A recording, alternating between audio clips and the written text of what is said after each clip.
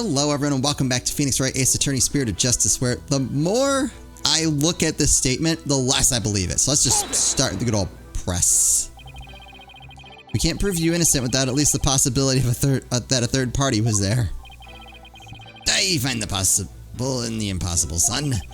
Hey, that's just what a lawyer's gotta do sometimes. Isn't that right, right? Who, me? Yeah, you could say that. Seen more than my fair share of trials like that. Start with no viable evidence, useful testimony, or any hope of winning. Through cold sweat, desperation, and a little luck, I always manage to pull them off. Great! I can see we are kindred spirits, you and I. Ha ha ha ha. For some reason I thought something was wrong with my microphone. Oh good! False alarm. Geez, taking cases like that must shave years off your life. If that were true, I'd be long dead. Find the possible and the impossible. Can I prove that it was at least possible that there's a third party there?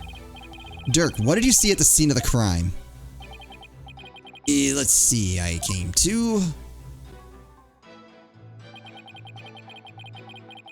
Inga, dead as a doornail. You stated he was dead as a doornail. How can you be so sure? It's pretty easy to spot the difference between a soulless man and the soulless shell of a man. His complexion and the amount of blood at the scene made it obvious which is which. Watch your words or you shall join Minister Inga much sooner than expected. Bow your head before him and seek his forgiveness there in the Twilight Realm. You still have a head to bow, that is. Why would he be in the Twilight Realm? Or is the Twilight... No. Twilight Realm is... Never mind. Twilight Realm isn't necessarily bad. Hey, you bloodthirsty spider. What happened to you? There's still a little love left in your heart 23 years ago. You even used to think of me as a brother. It seems you truly do have a death wish. Ah, ha, ha, ha, ha. Gee, is that really all you got? Dirk, I'm begging you. Enough of the lip. Just deliver your testimony. Please. Alright, I'll try, but I can't promise anything. What happened in the interim? That seems suspicious. A day's passed since the murder. Haven't you remembered anything in that time? My memory is a complete blank. It's as if the part of my brain has been scooped right out. Very convenient. Isn't it, though? But even if you've no memory of the event, your guilt is without question. There's nothing more to debate. You'd be forgetting one thing, Garan. I have no motive. You lead a band of insurgents that seeks to overthrow the government. I say that alone is motive enough to slay our kingdom's Minister of Justice. I've declared countless times that I lead a bloodless revolution. I forbid violence and murder, even if some of the younger members may have a thirst for blood. A bloodless revolution? I didn't really have a motive in that case. Is that an important statement? Yes! That was an important statement. I'd like my client to add it to his testimony. Very well then, the accused will please do as the defense is requested.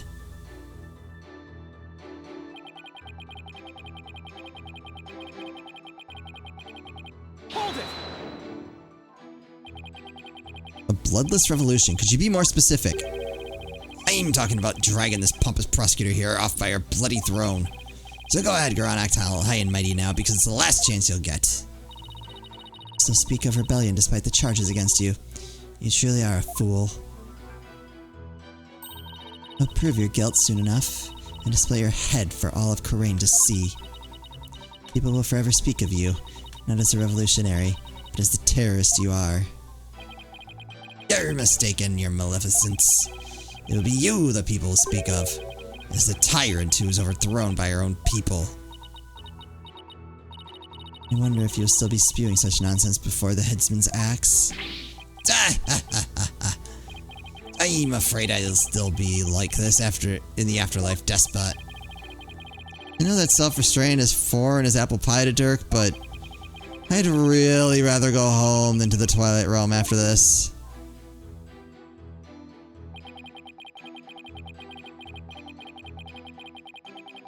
Hold it! Can you state that you didn't kill him more definitively? How can I when I have no memory of what happened? Well, can you at least state whether or not you are a murderer? Tell you that I can do. I am not a murderer, and I would never kill anyone, no matter the circumstances. And do you have any evidence to support your claim that you did not kill the minister? Evidence? No, I can't say I do. In that case, you'll strike the statement, I didn't kill him, from your testimony. Wait, you can't just discard testimony like that. I mean, I'm the one cross-examining the defendant and all. Hold your prattling tongue, foreign devil. I am the queen of this kingdom. And the queen is the law.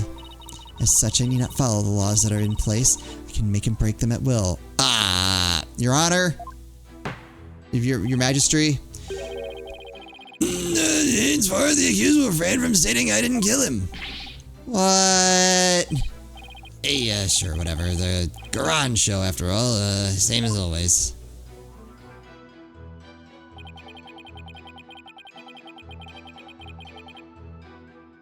Hold it! Dirk, leave the evidence finding to me. Now please will you stop agreeing with everything the prosecution says? Alright, I'll stick to the facts from now on.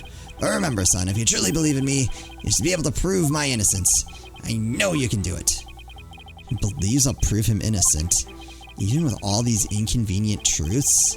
Is that what he's saying? I think Dirk might be onto something. Even the most disadvantageous facts may point the way to the truth, so don't ignore them. Think of them as food for thought. Don't worry, I know. The worst of times when lawyers have to force their biggest smiles. I need to remember that, no matter how difficult the facts may be to deal with. Only we could establish the possibility of a third party. But does the possibility itself even exist? We don't have a choice. Proving it exists is the only way to start a real dialogue here. Wait, are we back around?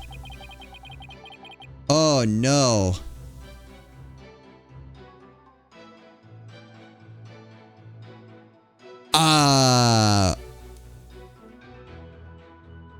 What evidence do I have? I have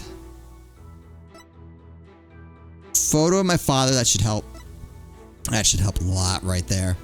Inga's autopsy report. Stabbed from behind. Cause of death is blood loss. Time of death is approximately 3 p.m. Room diagram. No hidden passages. Mara sarcophagus is in the very center of the room. Oh my god, what is it doing? Photo of Inga's body. He was stabbed in the back with a knife. Knife in the back, cell phone down, gun in hand. Still in hand. Inga's button discovered in the ashes of the tomb's incense burners, caked in soot. So why would that be there? Seems to have belonged to Dirk. Fingerprint was found on the inside of the lid, stained with the victim's blood.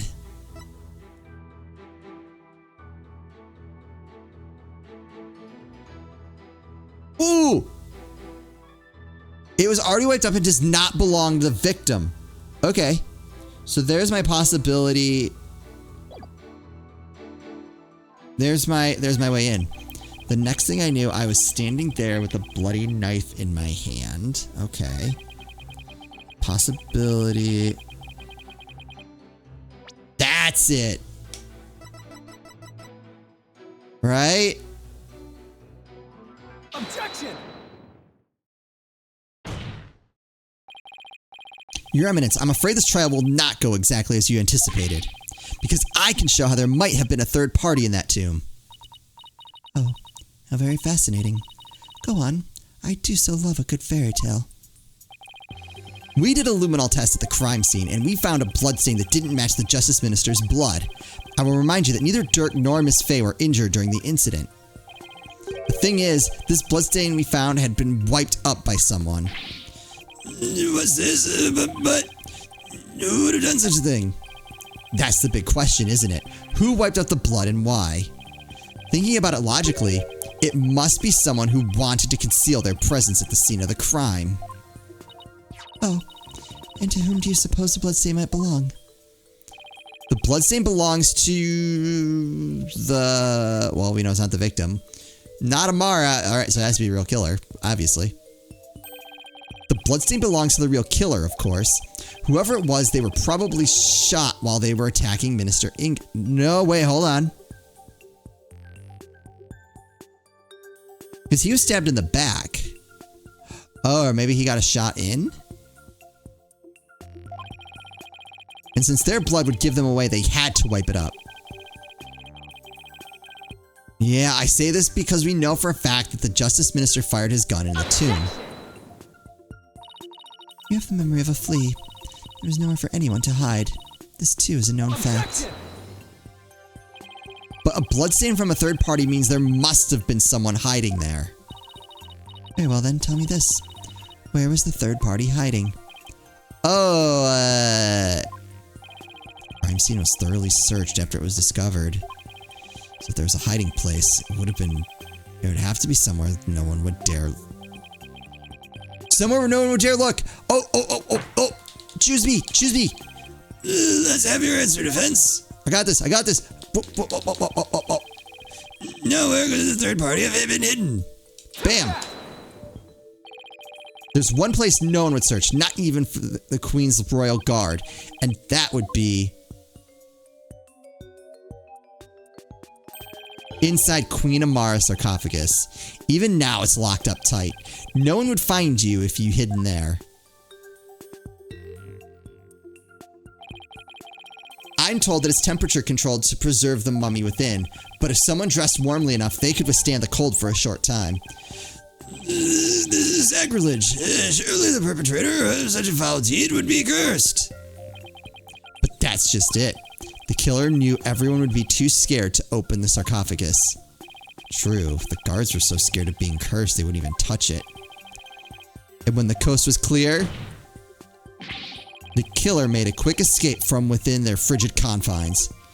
Well, now that does sound like a plausible method of evading capture. The defense requests a DNA test on the bloodstain. And then we'll see just who the real killer is. Wait, what? Your head and kneel, lawyer. Your head may be parted from your shoulders. Huh? But the trial's not even over. What? Whoa! Soon you forget. You're already on the headsman's scaffold. As such, I could order your beheading at any moment. All I did was request a DNA test.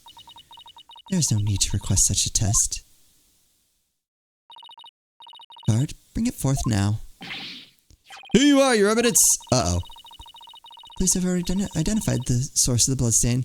The DNA test revealed the blood is that of the traitor Dirk Sadmati. What? But Dirk wasn't injured, so where did his blood come from? He coughed it up. Dirk's illness. Nope. Still, there was a lot of blood. Could he have really coughed up that much? And did he wipe it up to hide his failing health?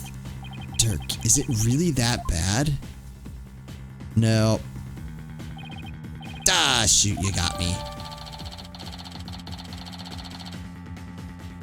Analysis reveals it's Dirk's blood. Really?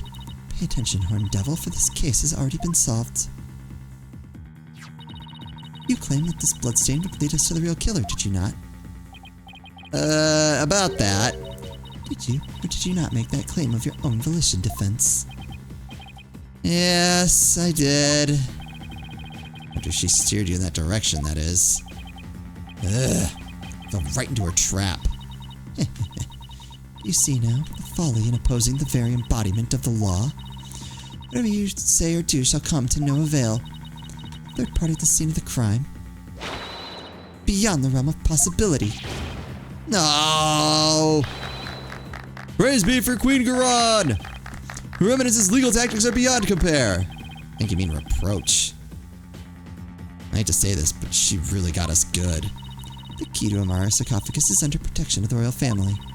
My husband and I are the only ones who could open it. Therefore, it would be impossible for some knave to open it. Now I'm even more suspicious. Can I really discount the sarcophagus as a hiding place? Oh, no! Because we know it was empty. What if the real killer is still in there? No, that's just ridiculous. I believe we have rebels and sympathizers in the gallery today. It is to you I speak. You've been listening. Darkside Body, the one who proclaimed a bloodless revolt, has betrayed your cause by resorting to murder. No, it can't be. Dirk would never. It must be some kind of mistake.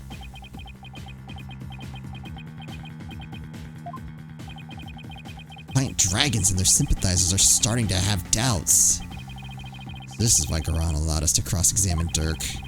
By establishing his guilt in Inga's murder, she's effectively damaged his reputation among those who support him. True, but now we have an even bigger problem. And now, filthy lawyers, you will honor your end of the bargain. Accept your guilty verdict for your failure to explain your client's actions.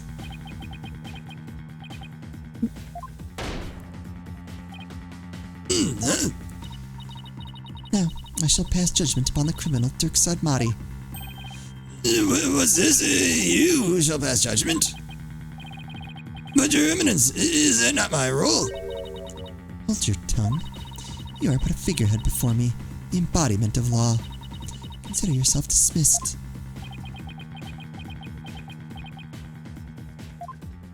Did she just fire the judge? Men of Crane, I shall now pass judgment upon the accused.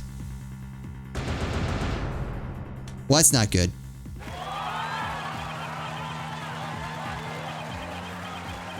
Judge? Little help?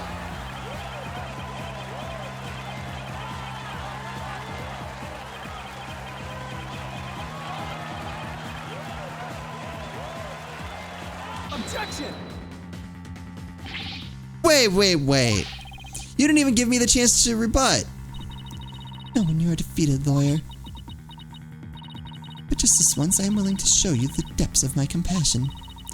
Tell me, why should I allow these proceedings to continue? Come, convince me. Quick, Apollo. Even if you have to bluff, we've got to keep this trial going. Sure, that crime could have been committed by a third party. How am I supposed to do that? Why don't you start with, timing of Inga's murder? What? This whole case is built on a single premise. That Inga was murdered after Dirk entered the tomb. But what if that's not true? Like, if our assumptions are all wrong, it just might work. Well, don't keep us waiting, defense. Dirk became the prime suspect because it didn't seem probable that there was a third party at the scene of the crime. But there's another question we should ask ourselves at this time. Was Minister Inga really killed after Dirk entered the tomb? What nonsense is this?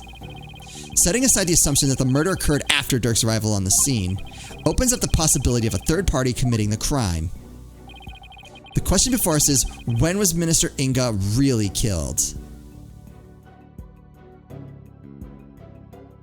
After the body was found, obviously.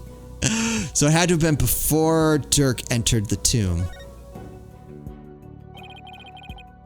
Isn't it possible that before Dirk even set foot in the tomb, Minister Inga was already dead? That would certainly make the possibility of a third party more probable. Hey, why, of course. He fell unconscious right after I entered the tomb. Even if I hadn't, I wouldn't have had a clear line of sight to his body from the entrance. Which means you wouldn't have noticed his body either way. This scenario is entirely plausible, and so we can't rule out the possibility of a third person committing the crime. I see. Well, that certainly does make sense. So far, so good. This might actually work. Very well. I shall play along with whatever little game you have knocking around in that tiny mind. Insults aside, we're alive. Starting to get quite bored of all this. I could do with the distraction. Yes! Let us hear some testimony that will shed light on when exactly the minister was slain. Bailiff, summon Raifa. Surely she has recovered by now. Uh-oh. What about me? Don't I serve a purpose anymore? Poor Judge. Well, that's less than great. I hope you're feeling better, Your Benevolence.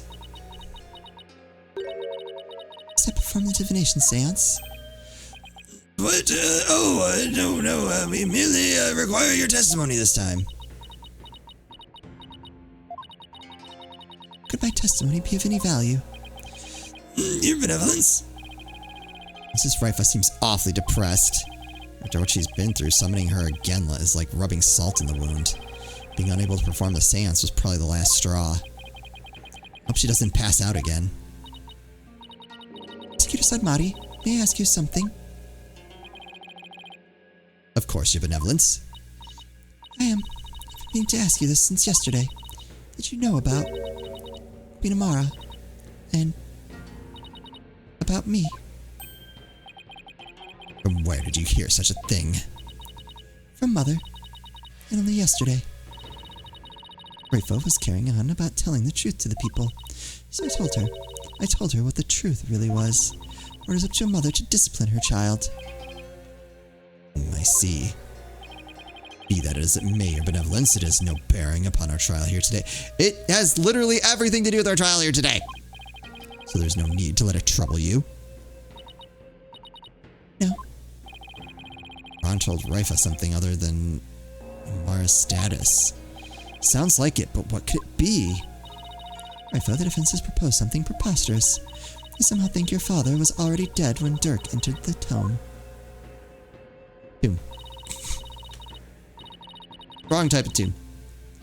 I believe you can prove them wrong, or are you prepared to do what is required of you? Oh, she's lying! She's gonna lie. Yes, I am ready to testify. Uh-oh. Very well, Your Benevolence. Your testimony, if you please.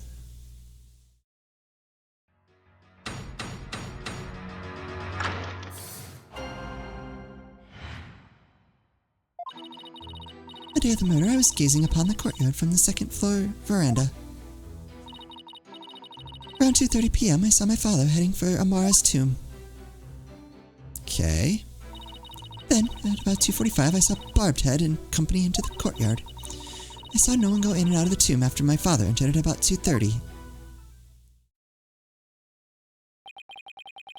Your second-floor veranda. Oh, she must be talking about that house facing Inga's private residence. Yeah, okay. So that's the location from which you saw your father, at about 2:30. Yes. And shortly after that, you people arrived at the royal residence. So after the minister entered Amara's tomb at around 2:30, no one went in or out of there until the murder was discovered. The tomb is closed to outsiders, so no one could have snuck in before the murder. Was there any possibility of a third party lying in wait to slay my poor husband? So she'd like us to believe. Now, hear me, you useless lawyer. Cease the charade and bow before me, for I, Queen Garan, shall finally have your head. Forgive me, Your Eminence, but first let us allow the defense to question the witness. All right. We'll go ahead and begin the cross-examination in the next episode. Ooh, okay, so she's lying. So that should, in theory, make it easier to find a flaw in her testimony. I'm hoping. But I'm looking forward to seeing how this all plays out. I hope you are as well. As always, thank you all so much for watching, and I'll see you next time.